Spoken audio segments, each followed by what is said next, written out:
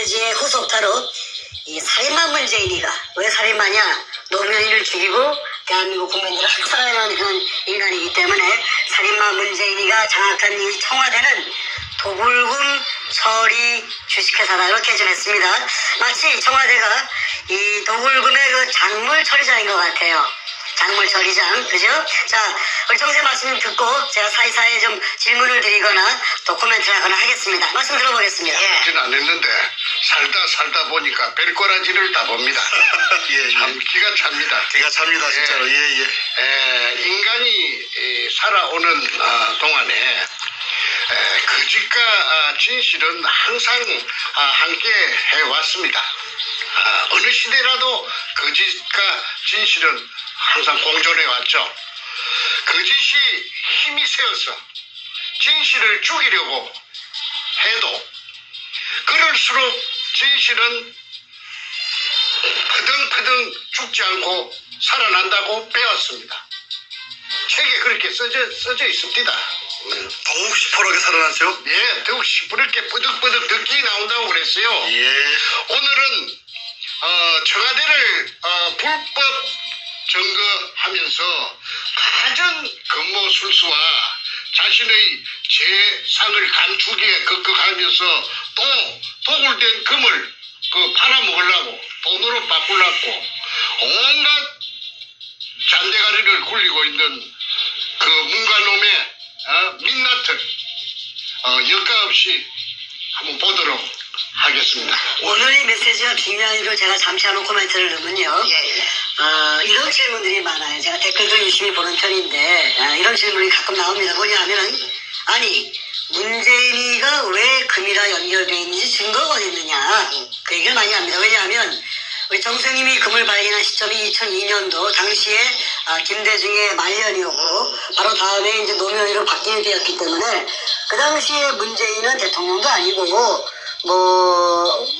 왜 문재인이 여기에 관련돼 있다고 얘기를 하느냐 하는 어떤 것이 그 질문에 많이 있는데 오늘 바로 문재인이가 이제 김대중 가고 노무현이 죽였고 그러고 나서 문재인이가 얼마나 살인마적인 행위를 했었고 이 금의 작물에 비로소 작물을 뺑뺑이 돌린 인간인지 한번 여실히 드러내는 좋은 메시지가 될 것 같습니다. 자, 말씀 들어보겠습니다. 그 직접적인 증거는 뭐냐면은 제가 2018년 작년 6월 1일부터 지금까지 50여 차례 이상 그 문재인이를 금도굴에 법인지라고 맹 공격을 했습니다. 그러면은 청와대는 뭐 하는 데입니까? 청와대 대변인 김의겸이라는 그 기자 출신의 그 양반 뭐 하고 있습니까? 대통령을 금독을 범죄단에 연루된 자기 오야붕을 죽인 그 살인마라고 또 금독을 전부 문현동 거래공장에 우리 선조들의 유고를 물속에 포화된 유고를 제끼고 금만 쏙 빼간 처먹은 더러운 천인공도할 더러운 인간이라고 범죄자라고 50여 차례 온 세상에다가 애쓰면은 무슨 반응이 있어야 되죠. 맞으면 맞다, 틀리면 틀리다. 그런데 지금까지 한마디 없어요. 못 들은 척 하는 겁니다. 이것은 다시 바꾸어 말해서 묵시적으로 동의한다는 제 말에 인정한다는 것입니다. 그러니까 아무런 반응이 없죠. 그게 직접적인 증거가 된다고 저는 강조합니다. 자신들이 말을 꺼내는 순간 더 커지기 때문에 찍소리 못하는 거죠. 그래서 제가 지금 바라는 것이 유도하는 것이 반응이 있기를 바라고 자꾸 유도를 했는데 지금까지 죽은 듯이 기먹자가리들인가 전부 다 기먹거리들이에요. 범퍼들만 있는 모양이에요. 그래도 그놈들이 머리가 있어가지고 이걸 갖다가 대꾸를 하고 나서는 순간에 바로 뻥튀기가 된다는 것을 잘 아는 모양입니다. 어쨌든 지난 2002년 3월 2일날 참 꿈속에서도 그리워하던 구멍 하나를 뚫었습니다. 우리 할아버지 땅도 아니고 아버지 땅도 아니기 때문에 10년 세월이 걸렸어요. 문현동 1219-1번지에 직경 60cm로 지하 안반층 16m를 뚫고 땅속에 숨어있던 그 지하 수평물의 천정을 관통하는 계가를 올린 것입니다. 그거는 현대 과학이 발달되어 있기 때문에 땅속에 16m에 존재하고 있던 그 낯선 구리 하나, MRI 같은 기계에 걸린 것입니다. 그 MRI 기계를 갖고 온 데가 어디냐면은 대전에 있는 배재대학이에요. 배재대학 토목공학과에서 미국 하와이에서 그 기계가 들어온 지가 얼마 안 되는 기계를 제가 어떻게 알고서 그 돈을 주고 그 다음에 그 손홍이라는 교수를 갖다가 그 당시 돈 300만 원을 주고 그래가지고 그 찾아낸 것이 그 구멍을 뚫게 된 것이죠. 그런데 이게 그 물이 지상 17m 높이로 한 3시간 반인가 뿜었다고 제가 말했습니다. 그때 그 수압이 얼마나 셌든지 도굴단들이 선구자 방송에서 하는데 그런 사진이 여과 없이 분출하는 장면이 물기둥이 솟아오르는 장면이 있더라고요. 그런데 그 자기네들이 무식한 놈들이 돼서 물기둥이 솟아오르는 그 자체가 박숭이 불이 아니라 하는 걸 나타내는 가장 중요한 증거인데도 불구하고 그걸 보여주더라고요. 내가 조금 전에 봤습니다. 물기둥이 막 쉘이 하늘로 치솟아 오릅니다. 그때 그 광경이 산속 뒤에 있는 옹벽 안쪽에 어마어마하게 큰 공간이 존재하는 것을 나타내는 바로 물리적인 현상이고 증거입니다. 제1의 증거입니다. 무엇이라느냐면 토목공학에서 수리수문학에서 오리피스 현상이라고도 하고 그 다음에 분수대 현상이라고도 합니다. 우리 한국말로. 그거는 수압이 없으면 절대 올라올 수가 없는데 만약에 박숭이의 실패한 구리라였다면은 한 방울도 올라오지 않는다는 수자원공사의 육군 해석이 있어가지고 클 것이니까 높고 클 것이니까 물이 각 들어차갖고 재여 있다가 뱃주름이가 무식하긴 무식하네. 아니 그럼요. 그러니까 씨가 안 닿습니다. 그 다음에 또 하나 더 내가 말하겠습니다. 저를 사기죄로 이제 똘똘 몰아서 징역 4년을 살렸는데 그러면은 내가 사기를 갖다가 누구를 통해서 쳤습니까? 김성태라는 소도동놈 삼천포 소눈깔같이 생긴 그놈 덩치 큰 놈 그놈이 여기저기서 자기 아는 지인들에게서 돈을 구워갖고 온 겁니다. 조건은 뭐냐면은 성공하면 10배로 준다는 그걸 보장을 내한테 해달라고 해서 내가 글자 몇 자 써준 죄밖에 없습니다. 그리고 그 돈은 그놈하고 내하고 갈랐었다고 판사 앞에서 그놈이 나는 한 30% 줬다고 하고 100만 원 같으면은 30만 원 그놈 새끼한테 줬다고 30% 줬다고 했고 그놈은 거짓말로 15% 정도 그렇게 15만 원 정도 받았었다고. 그러니까 그런 새끼가 아무 직업도 없고 백수 건달이고 집도 절도 없는 놈이 가족을 미기 살려야 될 거 아닙니까? 가족이 또 9인가 됐어요. 그런데 어째서 그러면 같이 갈라섰으면 사기 공범이 돼가지고 같이 진역을 살아야 될 텐데 그러면 쏙 봐주고 내만 전부 다 딸딸 말리 있어요.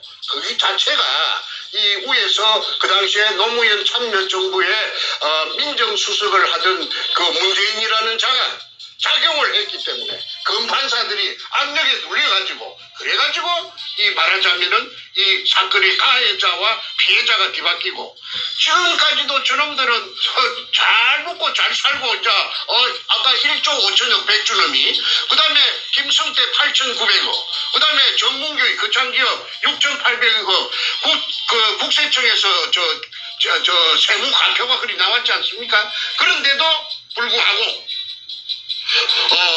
부끄러움도 없이 저것들이 설치는 것은 무엇 때문에 설치느냐 하면은 선구자 영우를 통해서 설치는 이유는 뒤에 뭔가 저놈이 대통령이라 깨어차고 가짜 대통령이 청와대를 점거하고 있기 때문에 죽어도 저것들은 죽을 때까지 발악합니다. 그래서 별별 짓을 다 하고 있는데 저는 그걸 대응해 주는 것이 오히려 고맙습니다. 왜 그러느냐 하면은 시청자들이 영리하니까 시청자들이 보면 누가 거짓이고 누가 참인지 진실인지 다 표가 나서 알 것이기 때문에 오히려 저희 진실을 더 선명하게 부각시키는 계기가 되기 때문에 저는 별로 개의치 않습니다. 자, 지금 이 순간 다시 한번 그 금도굴 사건 우리가 뭐 몇십 편을 내보냈기 때문에 처음부터 보신 분들은 내용을 많이 아시는데 최근에 보신 분들이 부쩍 늘어났기 때문에 간단하게 아주 간단하게 금도굴이 언제 시작된 제가 한번 그 일지만 제가 한번 다시 한번 말씀드리고 다음 얘기 한번 넘어가겠습니다. 금도굴 금에 대한 발견부터 얘기해야 될 것 같은데 지금 말씀드린 10년에 걸쳐서 그 부산 문현동 일대를 탐사하신 이후에 바로 2002년 3월 2일 바로 문현동에 수직구가 완성이 되었습니다. 그 지하 4m부터 물속이 포화 상태로 됐고요.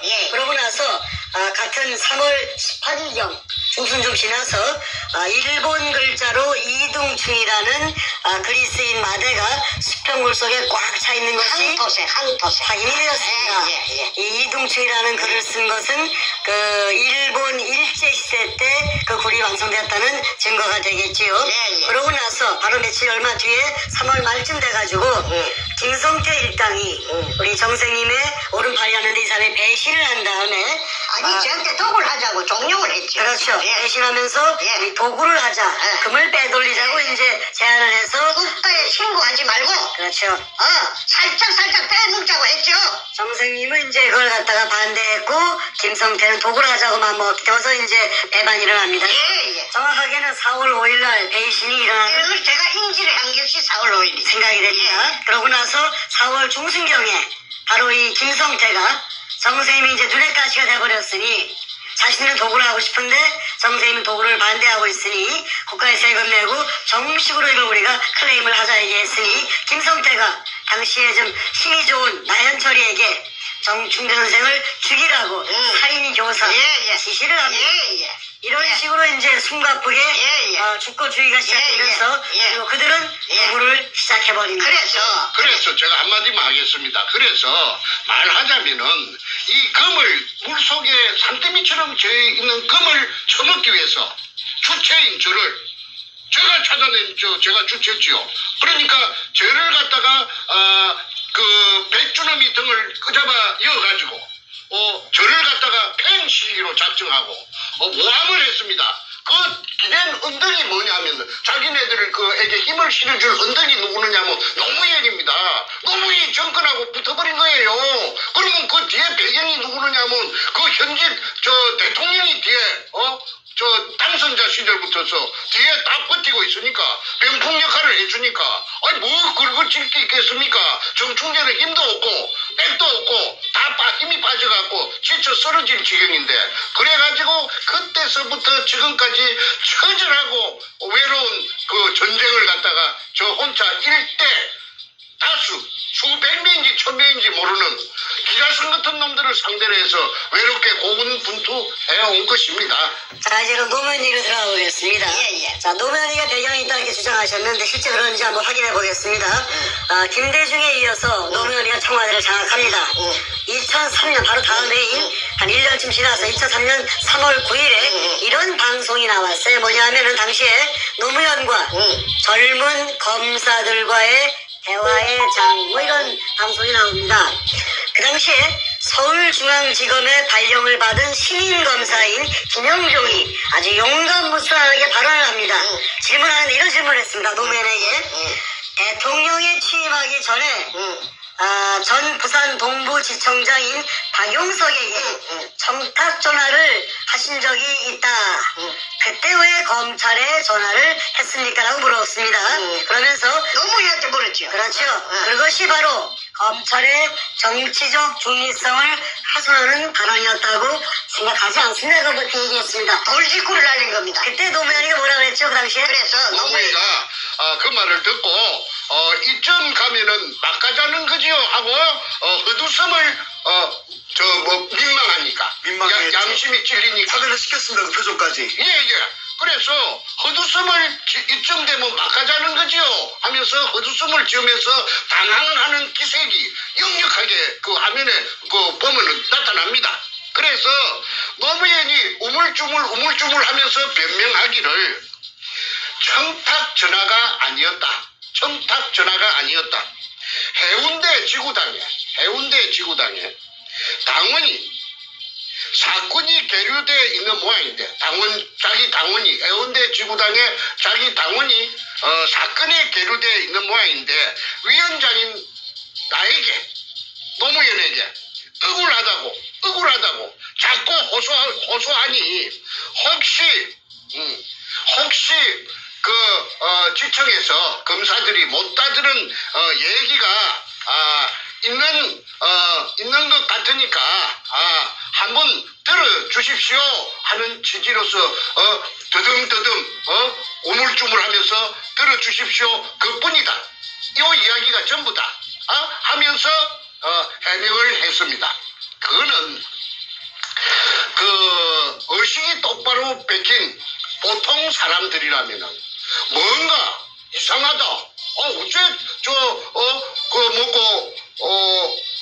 대통령 그 당시에 그 취임하기 전이니까 당선자 신분으로서 시청장한테 직접 전화를 걸어가지고 자기 당원이 억울한 것이 못 따뜨린 것이지 한번 더 들어봐 주시오 하는데 그 말하는 것이 우물쭈물하니까 뭔가를 숨긴 듯한 그런 걸 눈치챌 수가 있지요. 그때 그 화면을 갖다가 재생해서 보시면은 제 말을 갖다가 인정하실 것입니다. 그런데 저도 그 장면을 보고 저거 좀 이상한데 내가 노무현을 알기 때문에 내가 노무현을 3번 만나가지고 금도굴에 대해서 문현동에 대해서 금도굴이 아니고 문현동 보물건에 대해서 서로가 그 얘기를 했던 그런 상황이 앞전에 다 그 얘기를 장황하게 했기 때문에 오늘은 그 생략합니다. 좀 이상한데 그런데 내가 그 이후에 수사를 해달라고 진정서를 이어가지고 서경석이라는 그 종교관계 그 목사 거기 이제 검찰에 작용해가지고 사건을 해결하도록 해주겠다고 해서 제가 진정을 해가지고 그래가지고 이제 동부지청에 그 수사가 시작되었습니다. 그 오청 특수부에서 서범중이라는 애송이 그 당시에 고대 법대 나오고 대구 놈이 있는데 뚱보가 있었어요. 그게 이제 수사를 하는데 이게 영 개판으로 하는 거예요. 이거 내 말은 인정하지 않고 자꾸 말이지 도굴단을 비호하고 말이지 사건을 비비 꼬기 시작하더라고. 6달 동안. 그런데 한 번은 수사를 받다가 화장실에 갔습니다. 이 화장실에 가서 정면을 보면서 이거 참 뭔가가 이거 뒤에서 어떤 놈이 조정하는 것 같은데 검사 새끼가 내 말을 전혀 안 들으니까 서범주의라고 하는 그 대구 자식 그 자식이 안 들으니까 이거 내가 동쪽이라고 하면 그 새끼는 항상 서쪽이라고 그래요. 그래서 이거 참 난감하다 싶어서 있는데 옆에서 같이 오줌 누던 누군가가 내 옆구리를 푹 찌르면서 아는 체 합디다. 그래서 히트 보니까 내보다 키가 작은데 아무개가 내 아는 진주에서 알던 후배예요. 그 진주지청에 그 무전사로 있습니다. 무전사. 원래는 그 친구가 그 배를 타든 원양어선을 타든 그 무술사인데 검찰에 취직이 돼가지고 말하자면 통신을 담당하는 그런 직책이었는데 진주 검찰청에 있다가 이게 웬일이고 한 게 내 요 회사로 정문 온 지가 한 1년 안 됩니까? 형님은 요게 웬일입니까? 해서 내가 그 문현동 금도굴에 대해서 내가 이야기를 했다. 그 애가 하들짝 놀라면서 하는 말이 아이고 형님이 주인공입니까? 그래 네가 어째 그래 문현동의 금도굴 사건을 아느냐 하니까 아이고 우리 회사 직원들 전부 다 모르는 사람이 없습니다. 어째 모르는 사람이 없단 말이냐? 노무현이가 우리 회사 그 사장한테, 지청장한테, 박용석이한테 전화를 걸어가지고. 그러니까 이 회사라, 회사는 거죠. 회사라. 예. 자기네 지청을 일컬어서 회사라 하더라고. 그러면서 우리 회사 사장한테다가 그 전화를 한 게 너무 예의 아닙니까? 내가 이제 그런 걸 모르는 줄 알고. 그래 무엇을 부탁하려고 전화를 했다 하대 할게. 아이고 문영동에 그 금도굴 그 형님이 주인공인 줄 나는 몰랐는데 그 금도굴에 타치하지 말라고 전화를 갖다가 한 걸 갖다가 우리 회사 직원 여자 직원 타이피스트까지 전부 다 전화 교환한 거지 다 압니다. 동부지청에 직원들 다 안다고 그러대. 그래서 내가 꿈을 깼습니다. 노무현이가 가담이 되었구나. 노무현이라 하는 이 더러운 도둑놈이. 그럼이 그 앞전에 내가 도둑놈이라고 했어요. 그 김해 임업시험장에 저거 형 노금평이하고 같이 그 철조망을 절단하고 들어가서 그 단감나무 묘목을 뭐 100개 지말로 100개 뭐 200개 훔쳤는지 300개 훔쳤는지 모르죠. 그래갖고 저거 집 뒤에 봉아리 뒤에 산에 저거 산에 조그마한 산이 있는데 거기에다가 그 땅감나무 과수원을 조성했다고 그 새끼가 그 온 사방에 무슨 훈장 받을 자랑인 것처럼 떠들기 때문에 세상에 알려졌지요. 제가 지어낸 말이 아니고 원래부터 도벽이 있는 사람이 그렇죠. 그런 게 이제 머리가 좋아가지고 죽으라고 쪼아갖고 10년 동안 그래갖고 저 사법시험에 파스해갖고 1년 반 정도 그 대전지법에서 그 판사 생활을 했는데 월급이 작아갖고 사표 놓고 부산에 내려와갖고 그 도청 앞에서 부영동 도청 앞에서 변호사 하면서 그 문가죽을 만난 겁니다. 그래가지고 하여튼 도둑놈끼리 만난 거예요. 자, 여기까지 정리하면은 노무현이가 대통령 취임하기 전에 검찰 측에 전화해서 지시를 했다. 무슨 지시를 했냐면은 문현동 금도굴 사건에 대해서 타치하지 마라. 건들지 마라. 엄포를 그러니까 정충재 바보 만들고 감옥에 집어넣어버리고 이 사건을 봉합시켜라. 선대님 말아 모르죠. 떴더라. 오케이. 그걸 이제 김영도이가 말하자면 그때 젊은 검사들과 대화의장에서 그걸 바로 돌직구로 안 날렸으면은 제가 어떻게 이런 걸 알 수가 있었겠어요? 그렇죠. 그러니까 그분은 저 안양지청장을 끝으로 해가지고 검사장 승진이 안 되니까 옷을 벗고 제 알기로 한 3년 정도 전에 저 서초동 앞에 그 송결이라고 송결자는 한문으로 결백하다 할 때 깨끗하다 아마 결자 모양인데 소나무 송자 그러니까 늘 푸른 소나무니까 소나무처럼 늘 푸르게 깨끗하다. 오염되지 않겠다. 아마 그런 그 사람의 신조모인데 간판을 그걸 걸고 변호사를 기업하고 있다가 얼마 전에 자유한국당에 중앙윤리위원장으로 영입된 걸로 제가 알고 있습니다. 그런데 그 사람을 내가 찾아가서 만났어요. 그 사람한테 찾아가서 만나서 긴노유리 오퍼레이션 그 책도 내가 황금백화짜리 책도 한 권 주고 그 다음에 정충재를 잘 알고 있습니다. 그래서 앞으로 필요하다면은 그 만약에 한국에서 청문회가 열린다든지 그다음에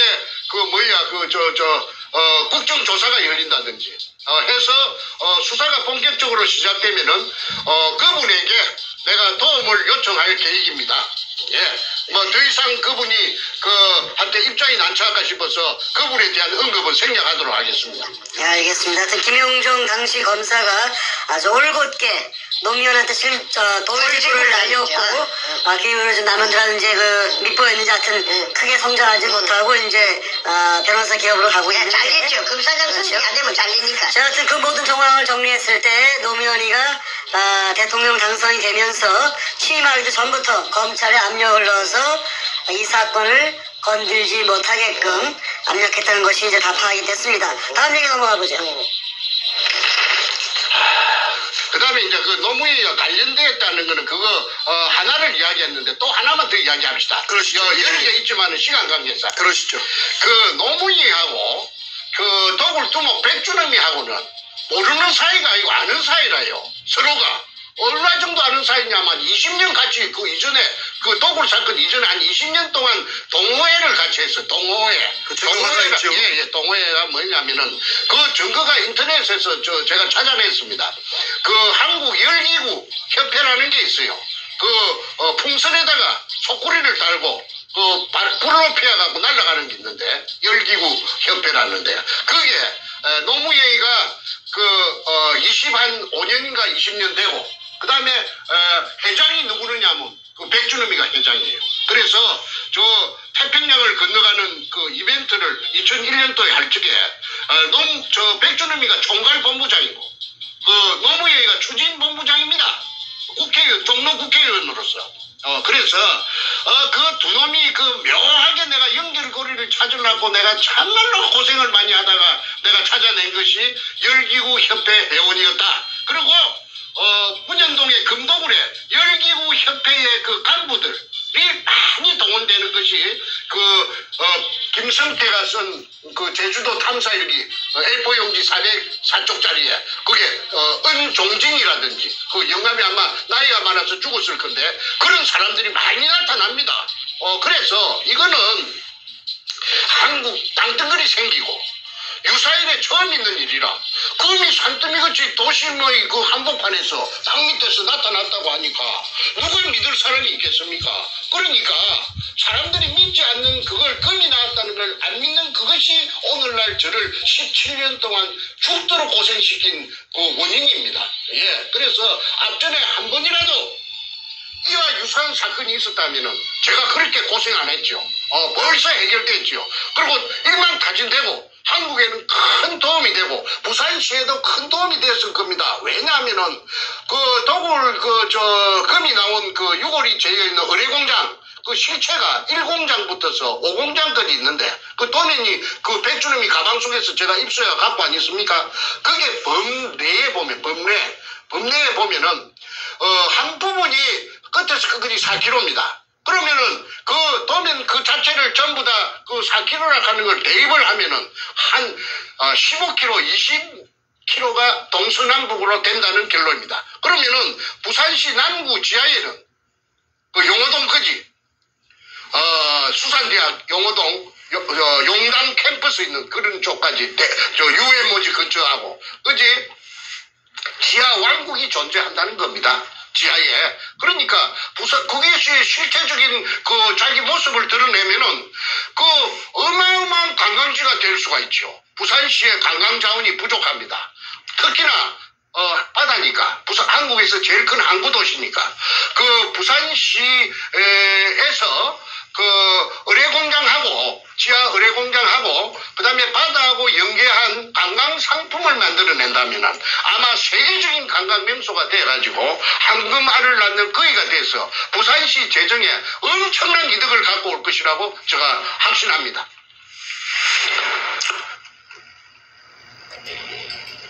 조선민주주의 인민공화국 수령이라고 하는 김정인이라고 하는 놈이 결제 책상에서 무언가 결제를 하고 있고 그 옆에 그가 임명한 인민민주주의 3.0 간첩 총독 문재인과 부동자세로 서 있는 모습입니다.